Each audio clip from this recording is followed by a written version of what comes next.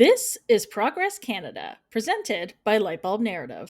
Today we're joined by former Deputy Premier of Alberta, Thomas Lukaszuk, to discuss his grassroots campaign to defend Alberta's place in Canada against rising separatism. Okay, thanks for joining me. Thank you for having me. I really appreciate you taking the time. As we were discussing offline, you've been doing interviews all day long since first thing in the morning, so I really appreciate this.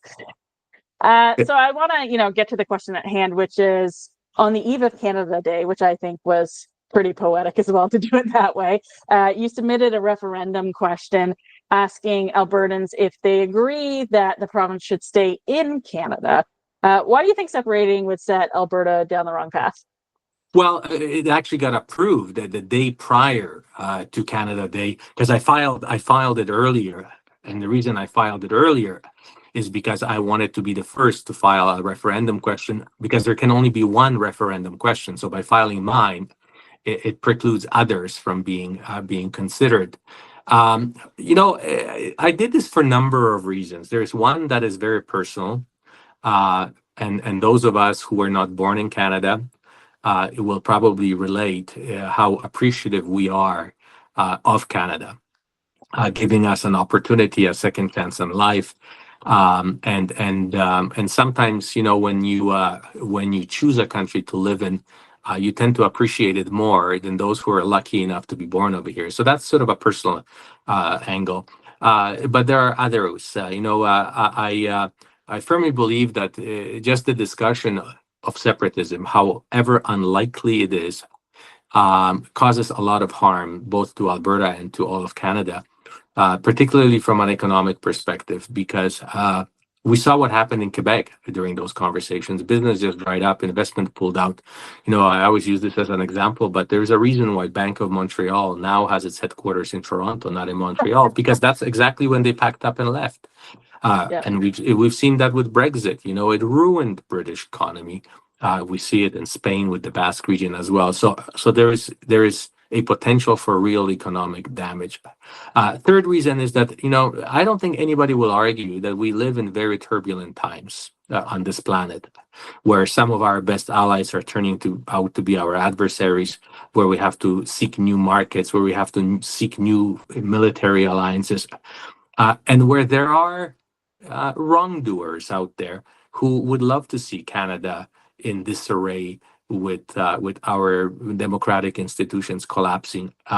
This is not a time where we divide ourselves internally. This is the time where we pull together as a united country, contribute the best. Each province contributes what it has, and be a strong united force on the outside. And perhaps lastly, there's a couple more reasons. Another reason is that I firmly believe that those who are unhappy with, the deal Alberta has with other provinces or with Ottawa, who think that maybe we're paying too much or not getting our project approved fast enough, that's fine. I don't question, their perception or their anger or dissatisfaction. It's not for me to judge. But I do know that there are processes to resolve those issues, and we always have. And we were very unhappy when Quebec was using the threat of separatism to get things their way. I firmly don't believe that the Premier of Alberta should be using the threat of separation as a bargaining tool with the rest of Canada. It's a dangerous precedent, and I need to put a stop to it right away. And last, but definitely not least, I am also of the opinion that those who were organizing the FLQ movement to separate Quebec out of Canada, at no point did they plan or anticipate that this will spiral out of control, that people will be kidnapped and murdered. But that's what happens when you try to put together a movement based on dissatisfaction and anger. It quickly spirals out of control. And even though maybe the organizers were not intending it to happen, they will have no means by which to prevent it from happening. So I'm hoping that putting an end to this conversation once and for all will somehow prevent those negative things from taking place. I think that last point in particular is excellent because, we look at these angry populist movements around the world through history, not even just now. And I think there's a tendency for people who, use that to their own political gain to forget that at a certain point you aren't able to control it. So I think that's an excellent point to bring up, Well, especially in the times we're in right now. we where saw this in politics is really Washington, out of control. D.C. Yeah. That's right. On January 6th, when you saw the interviews with those individuals who stormed the Capitol and did all those crazy things a few days after, most of them regretted it. And they said, I don't know, I just sort of got caught in a vortex and this mob mentality set in and I did things that normally I never thought I would do. And that's very dangerous and we need to be very cautious. So my plea always was to Premier Danielle Smith in Alberta to show some leadership, take a position, put an end to this. But unfortunately, she sees political gain in being ambiguous and sort of in a backhanded way fueling that anger, and that's not leadership. That is not a way to lead a province. I fully agree that winking and nodding towards that without, making it disperse is really problematic. I want to touch on something that you did talk about earlier, which was submitting your referendum question first means that there can't be a competing question put forward. So Elections Alberta has confirmed that as well. That is strategically really interesting to me as a political person. I think it's, excellent politics. But it also means there's a number of different steps that are going to follow. Can you talk about what comes next now that it's been submitted? Correct. So now that the application is approved, we are waiting for the government, Danielle Smith, to proclaim Bill 54, because what she did is to make it easier on separatists to have a referendum, Right. pro-separation referendum. She relaxed the rules for them. She gave them a threshold of fewer signatures that are required on a petition. She gave them more time to collect signatures, and she also relaxed financial rules, making it easier for them to raise money, to finance this effort. And she chose, oddly enough, July 4th, American Independence Day, as the day on which these new rules will come into effect in Alberta. So number one, we're waiting for Elections Alberta to decide, even though I filed my application prior to July 4th, will the new rules also apply to me? Or do they only apply to the separatists who will not be able to use them because they won't have a petition? So we're waiting for that. Then we will have 30 days to appoint a chief financial officer, because this campaign, like any other campaign, has to reconcile with Elections Alberta and has to be very financially transparent. The moment we appoint a chief financial officer, the clock starts ticking. But we don't know yet whether it's a 90-day clock or a 120-day clock based on the new rules. Right. So that is something that will be determined by Elections Alberta following July 4th, when the new legislation comes into effect. And the moment the clock starts ticking, we will have to sign up volunteers who will be collecting signatures. It will be a paper and pen petition across Alberta, and we will have to gather, not the minimum, but I'm hoping to gather many, many more than required signatures to put this process to an end. So to give our listeners a sense of how many people that is, under the old rules and the new rules, how many voters is that? So under the old rules, we would require approximately 300,000 signatures. Under the new rules, we would require approximately 170,000 signatures. Under the old rules, we would have 90 days to collect that larger number. Under the new rules, we would have 120 days to collect that smaller number. And there are vast differences in financing as well. The new rules that Danielle Smith designed for the separatists are basically almost a free-for-all with collecting money. Well, and I want to talk about that too on the money standpoint. So, with anything like this, some people immediately get questions about interference. And I wanted to ask, and maybe you know the details, maybe you don't, but in terms of, who can sign, who can donate, all those kinds of things, what does that look like? Presumably it's just Albertans, but what are some of the other details around that? So in that respect, I certainly hope that the old rules apply because they are much more transparent, which would mean that only individual Albertans can donate. There will be a small maximum how much they can donate, somewhere around $1,000 or so, uh, and uh, and only Canadians residing in Alberta could donate. If these new rules apply, that would allow businesses to donate, which then becomes murky because businesses, especially international businesses, money sort of flows. It's more difficult to audit, so it becomes more susceptible to foreign interference. However, I am not too worried about foreign interference because it's not like there are competing interests that we will be raising for and somebody else will be raising against. No, it'll be only us raising to finance the minimal cost of getting this petition signed. So we will be probably collecting mostly from people we know. We really don't need a lot of dollars to make this happen. The costs of couriering petitions, maybe renting some spaces where we need to set up a table for signing of petitions, but in the scope of things, the expenses shouldn't be very high. I wanted to talk about one thing that sometimes has an expense, which is, are you going to have a website? And can you talk a little bit about Forever Canadian and the brand you sort of put together for this? Yes. So we will be launching a website within the next couple of days. It'll be a forevercanadian.ca website, which will then allow potential volunteers to register themselves, those who want to collect signatures. And also it'll talk more about us because it's not just me. There are some, really phenomenal Albertans that are sort of organizing this with me right now. So we will identify who we are and why we are engaged, why we're doing this to begin with. And also we will be addressing some of the disinformation that is perpetuated not only by these proponents of separatism, but also in part by government of Alberta. So we will be putting facts. See, it is my position that if we were going to have this conversation no matter what, because if I didn't file it, separatists would.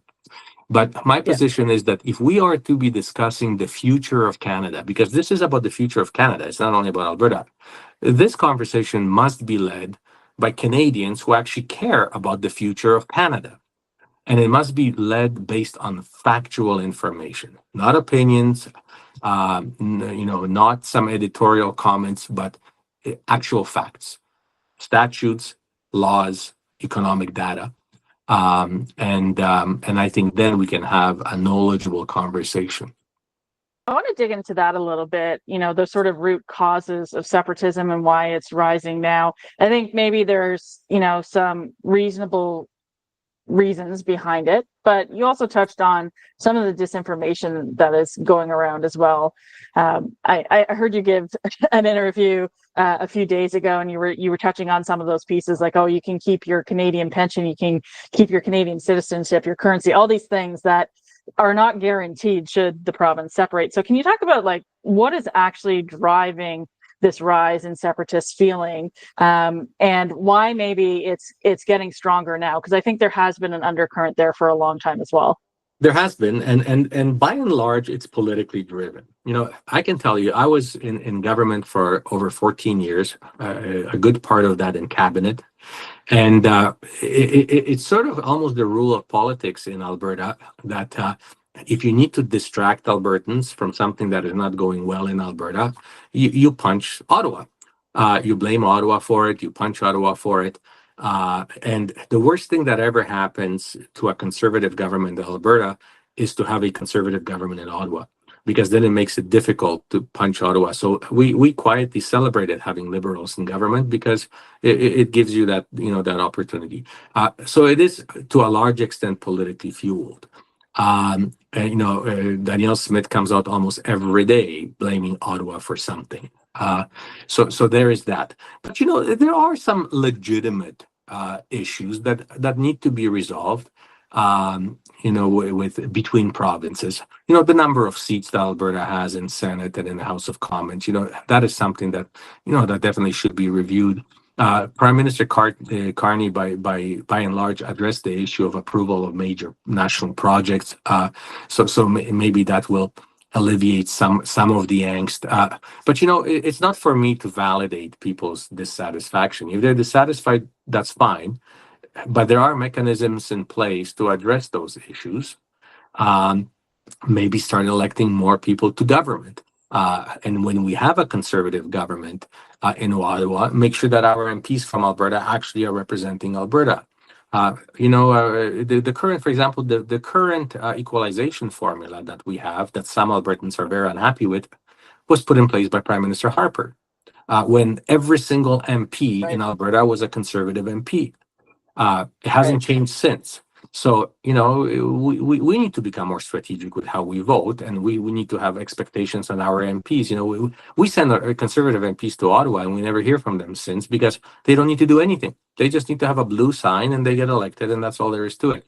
So, we need to look at ourselves as well, from a certain perspective. And we need to look at facts.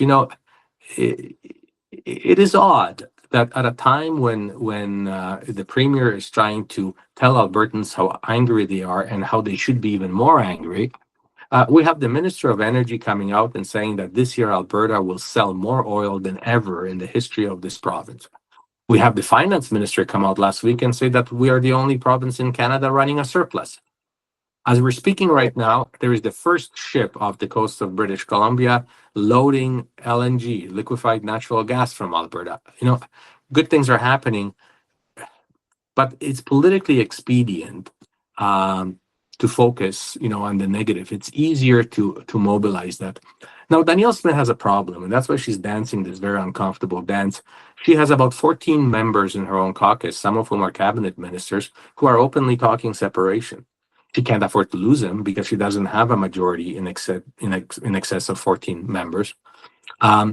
She has a brand new political party to the right of UCP, the Republican Party of Alberta, which is stealing votes from her. We saw it in the by-elections.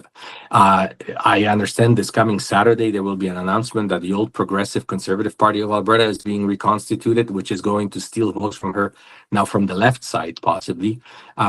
So she will do and say anything, any day, to keep all those fractured base members in place supporting her. Because if she takes a clear position on separatism, either she's pro or con, she loses one way or the other. So she now, developed, in politics, we're always good with language and words and sometimes saying a lot, and that means nothing. But she took it to a totally different level. She developed this phrase where she says that she is for sovereign Alberta within United Canada. Now, I challenge anybody to explain to me what that means and how that is supported possibly in law. Because what that really means is like saying I am single within the restraints of my marriage. You can't be sovereign province and yet be in Canada. Right. It just doesn't work. But the reason she's doing that is because sovereigntists are saying, oh, great, she's pro-sovereign Alberta. And those who are not into sovereignty are saying, well, yeah, but, within United Canada. So she's trying to make everybody happy. Well, I'm hoping that my petition will finally cause her to have to make a decision. Is she a sovereigntist? And that is why she's passed Bill 54 to make it easier for them. And she's sort of winking at them, go ahead, here are all the tools you need. Or is she not? But we cannot allow her to hang this over Alberta economy and business, over the rest of Canada, and have her use it as a leverage. I want to draw three different things there, because you said a lot of really important stuff in that section there. The first is about how Alberta generally votes the same way in most federal elections, with the exception of, a handful of MPs. We've seen a very different result in Quebec, where they tend to reward a different party every election with a majority of their seats, and they get results with that. So, with a by-election coming up in Battle River Crowfoot, do you think there's a space for Alberta voters to maybe rethink how they approach these kinds of elections to get more of a say out of Ottawa? Well, with all the respect to Canadians that live in that particular riding, uh, you can run a donkey as long as you paint it blue, and it will win. It's just, unfortunately, that's how it is. The gentleman who gave up his seat for Mr. Pierre Poilievre won that riding with excess of 80% of votes, right? You can't get more than that in a democracy. So no, Poilievre will win that riding. The question is, will he reach that 80% that his predecessor, somebody with no name, got? That will be an interesting thing to watch. Right. But the fact is that, but even there, separatism had no traction. In that provincial by-election, in that riding, same geography.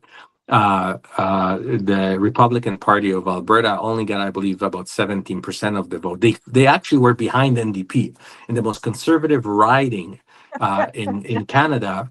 The pro-separatist party got fewer votes than NDP. So that tells you that, when we're angry, we say things.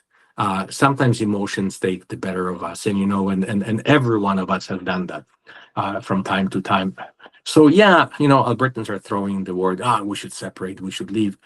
But those who are actually seriously thinking about it and are putting plans in place and are flying to Washington to negotiate, how Alberta could become the 51st state, there are very few of those. Albertans, like any other Canadians, are proud Canadians first. Yeah, we complain, we get upset about this and that, but at the end of the day, we know that this is a damn great country, and there aren't any other better than that. But when you have a government telling you every day that you're unhappy and you should be even more unhappy, and everything that goes wrong, from a pothole on a road to healthcare issues, it's all Ottawa's fault. Some of that grinds you down, and that is why I think our Forever Canadian initiative is getting so much support. And it is, I have to tell you, I've been involved in so many political campaigns. I've never seen anything like this. It's because I think Albertans are tired of being told how angry and how negative things are, and they're looking at something positive to become a part of. And I'm hoping that actually Danielle Smith learns from that you can actually win votes by showing leadership and by being positive and inspirational, as opposed to just sort of, suppressing people into as much negativism as you possibly can. That actually ties into the second question I had wanted to pluck out of your previous answer. And, it's really hard to sustain political anger for a long time. People just get very tired. They tune out, all that kind of stuff. And we've seen a lot of action this week with Peter Guthrie and Scott St. Clair talking about restarting the PC party. They had sat with Danielle Smith and were expelled from the UCP, but they're now petitioning to re-register at the Progressive Conservative Association of Alberta. Now, I don't know if you caught the Premier's remarks today, but she basically said, that wouldn't be allowed. That's not true. It is very much allowed, and they have spoken with the person who had set aside the name. So they will be able to do that. And again, they'll have to go get just over 8,000 signatures in order to get the party re-registered. So 2 questions. And they'll get it in 2 days. Yeah, it's a very small number, of course. And it is kind of funny because it's using similar rulings to what Danielle Smith has put in place. So she's kind of shooting herself in the foot there. But the 2 questions for me from that is, because you did not, to my knowledge, go join the UCP when that party reformed in the entity it's in. So do you support this reforming, and is it a party you would join? Well, as a matter of fact, on the day when Jason Kenney merged the PC party with Wild Rose, I literally ripped up my PC membership. And I'm not a member of any political party in Canada since I was in office, and I think I will remain that way. No, the answer is no. uh, um, uh, I'm not sure if reviving the PC party is the right way to go. What it will do is splinter votes away from UCP. For certain, because for nostalgic reasons and for reasons of being dissatisfied with the UCP, number of people will join the PC party for sure. I'm not sure if that's a mechanism that will result in winning seats or perhaps even becoming an opposition in the legislature.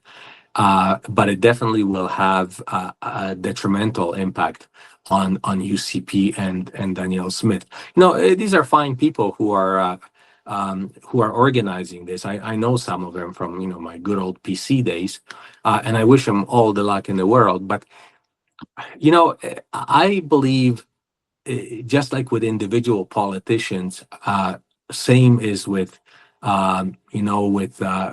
political parties and like many things in life, let bygones be bygones. The PC brand also has a lot of baggage, that will be brought forth, and Albertans will be reminded of. It's like trying to revive bell bottoms. They were great in the '70s, but we don't want to wear them today. I think though there is a need in Alberta for for a new political entity. And if the NDP doesn't move much further to the right, um, let me retract a little. When Rachel Notley was the premier in Alberta, I'm in touch with a lot of former PCs, not necessarily elected ones, but people who were involved in the party. Some of us would say, "Damn, she's sort of running this province like a PC government. We would have made the same decision, not on everything, but on a lot of things." But I'm I not would sure. call her basically an Ontario liberal. Like that's functionally Yeah. what she was. She was a pragmatic, very pragmatic premier, and Right. you campaign from the right, from the left. When you become a government, you have to make pragmatic decisions. So there is a need in Alberta for a center right party. I'm not sure if NDP will occupy that space with Mr. Nenshi as a leader. That remains to be seen. He doesn't now. He has a seat. We'll see, how things fall into place. But I am not sure if the PC brand is the right way of going about it. But I'm suspending my judgment. I do wish him luck. There's no doubt about it. The more political parties we have, the better. And that takes us back to that question about voting in federal elections. Uh, one of the members that is now helping me out is one of the originating fathers of the Reform Party of Canada. And the Reform Party was supposed to be just a political party for BC, Alberta, and Saskatchewan, to be the counterbalance to the BQ, the Quebec Party. And they would roughly have the same number of seats. The Reform in these three provinces, and BQ in Quebec. And that would be the bloc that would be fighting in Ottawa, for things that Alberta wants. Well, the moment they formed, Preston Manning said, "Wait a minute, there's an opportunity for me to become a prime minister," and he started running candidates in every riding across Canada, which totally defeated the purpose of Reform Party forming in the first place. So I think we need more than two parties, viable parties in this province. And if the PC party will be one of them, that's great. But like in federal politics, I wrote an article about that not too long ago.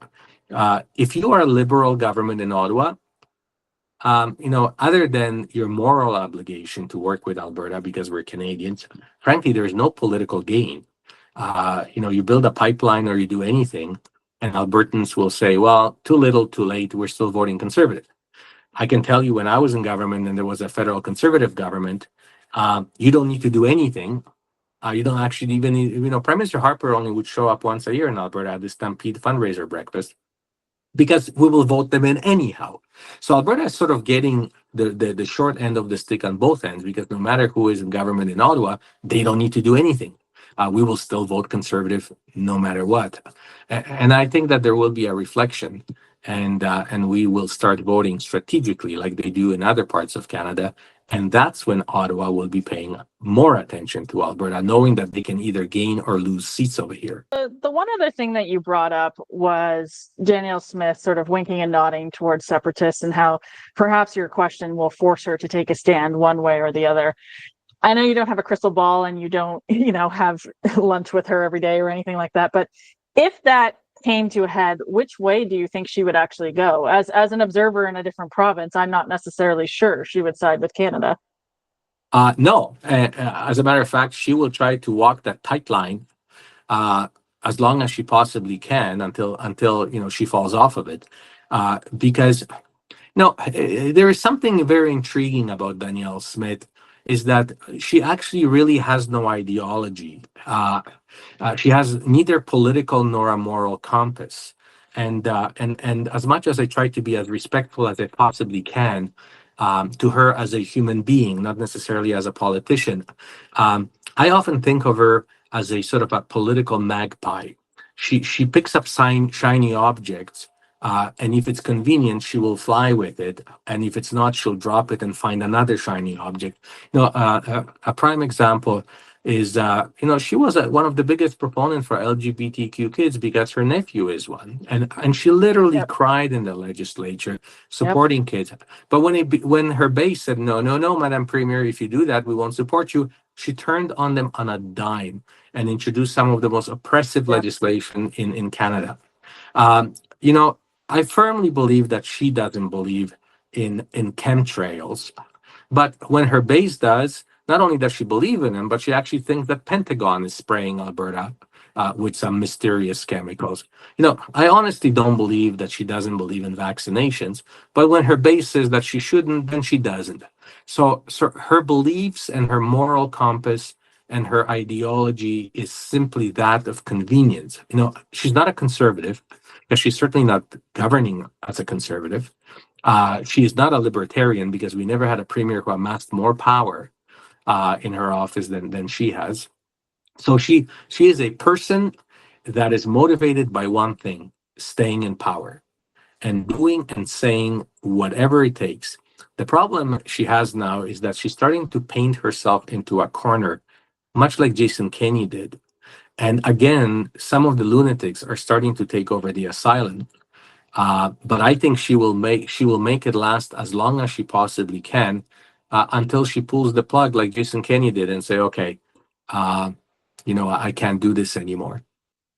Do you think your putting forward of this question to the public might help steer people back towards actually making Alberta a better place to live as a province? Because you're just talking about, her consolidating power in her office and getting, distracted by all these scandals and things like that. It almost seems like there isn't a major movement in the province right now to focus on what Albertans actually really need, rather than these culture war things. Do you think doing this will help bring it back to that and maybe create a politics that can actually be active and deliver for people? Well, it'll do several things. Number one, Danielle Smith is using separatism as a distraction. There are some very critical issues, provincial issues, that need addressing. There are some unprecedented scandals that are before courts and before Auditor General and before our CMP that need to be dealt with. But if you have the shiny object of separation, and you fuel this anger and these debates, when you launch a panel and a website collecting Albertans' ideas, when you talk about separating from CPP and RCMP, and the list goes on, those are distractions. And they, we're all busy. We're driving kids to dance and hockey and soccer. When you have this sort of story of the day, you focus only on that story. And that allows her to distract Albertans. So that that's one benefit that she's definitely deriving. So I'm hoping to take that off the table, and perhaps it'll cause Albertans and her to focus more on what matters and what actually is within the purview of a provincial government. Second thing is, I'm hoping that it will bring her to a point where she will have to decide, where is she at? Is she a separatist who is aiding the cause and never actually standing up to it, never making any declarative statements, or is she not? But last and definitely not least, I'm hoping that this will create a situation where Albertans will tell her clearly, we want nothing to do with separation. So when you're having a discussion with Prime Minister Carney or your counterparts, other premiers, you can negotiate all you want because that's your prerogative as a premier, but not with the threat of separation. And last but not least, I'm hoping that this sends a clear message to the international community, particularly business and investment community, that they don't have to worry about investing in Alberta. There is no threat of separation. So I want to talk a little bit about, your sort of mainstream Albertan, because again, movements like the separatist movements are usually fringe and then sort of move into the mainstream, but there is a block of people who are maybe open-minded to different ideas, and have real frustrations in terms of economics and the politics of the province versus the country.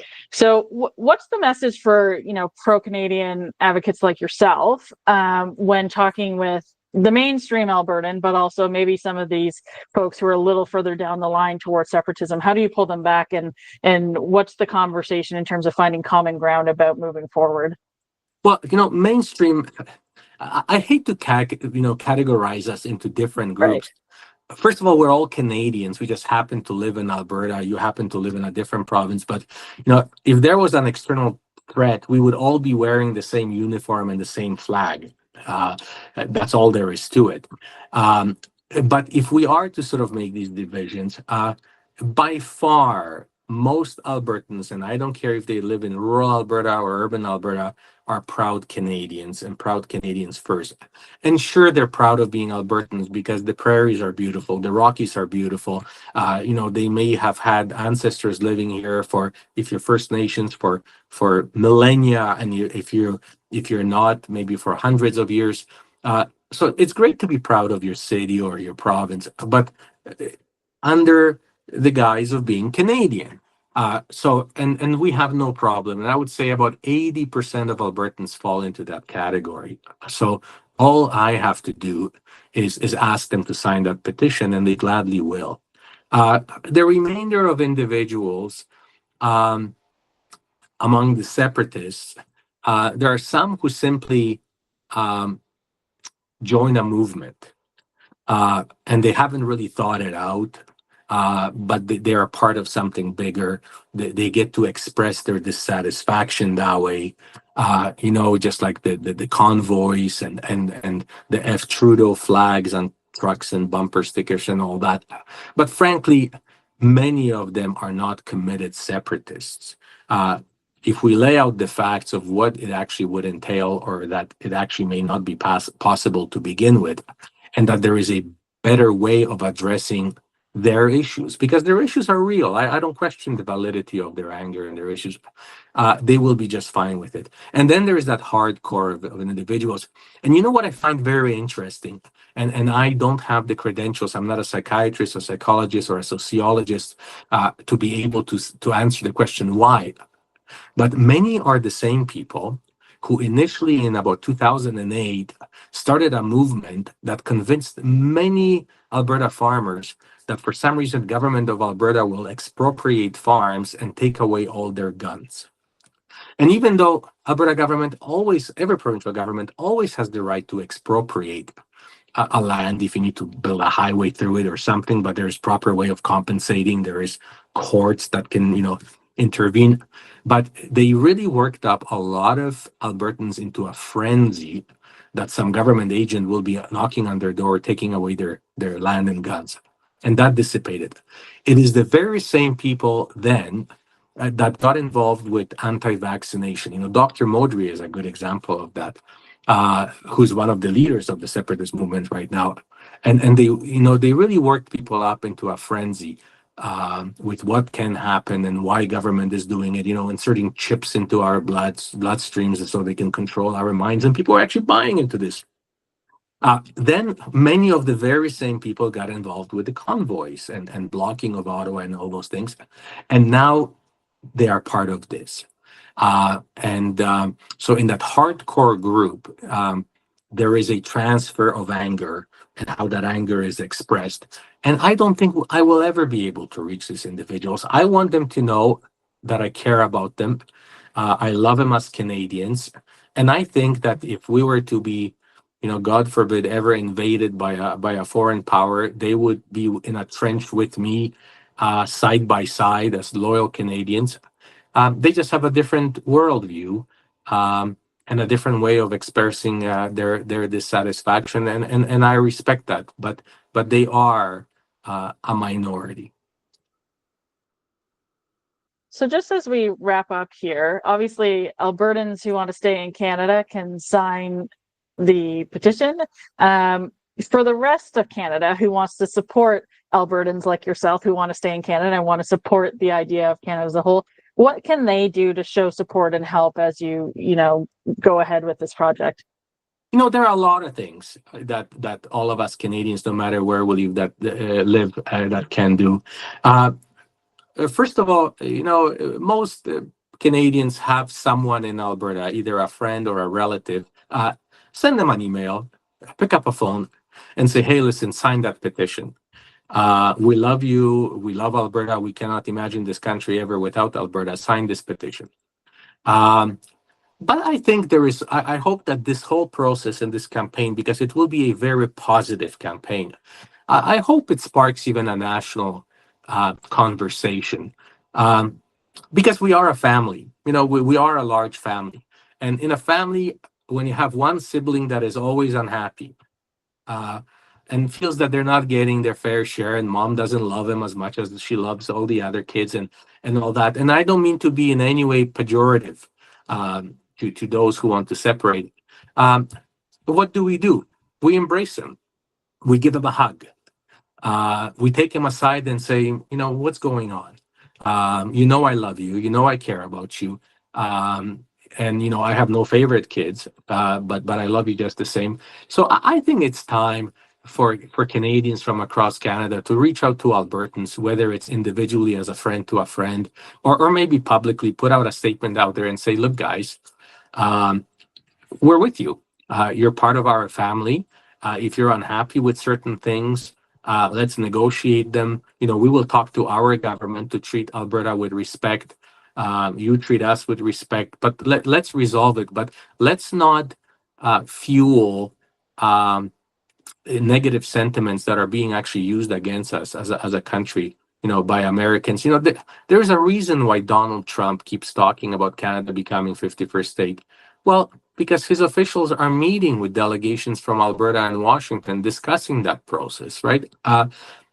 If we were all to give a proverbial middle finger to President Trump and say, "You can't divide us. We love Alberta, and Alberta loves the rest of Canada," that rhetoric will end. It's because we're showing fractures within Canada that others from the outside would exploit. So let's be respectful. Reach out to Albertans, encourage them to sign this petition, and show Albertans how important we are, just like any other province in the Confederation. Every province brings something different to the table, and that's what makes us such an awesome country. And when one is missing, it will change this country. Even though I am 110% confident that will not happen and could not happen. Fantastic note to end on, I think. Thank you so much for doing this, and thank you for putting forward the petition to defend this country as a whole. As you were saying, we really appreciate it in the rest of Canada. Thank you. Nothing will ever separate us. I assure you of that. You've been listening to Progress Canada, presented by Lightbulb Narrative, a Canadian-owned company specializing in strategic communications, narrative development, and content creation. Our music today was composed by Elliot Middleton. If you enjoyed today's episode, please consider subscribing to access future episodes the moment they drop. Thanks for listening.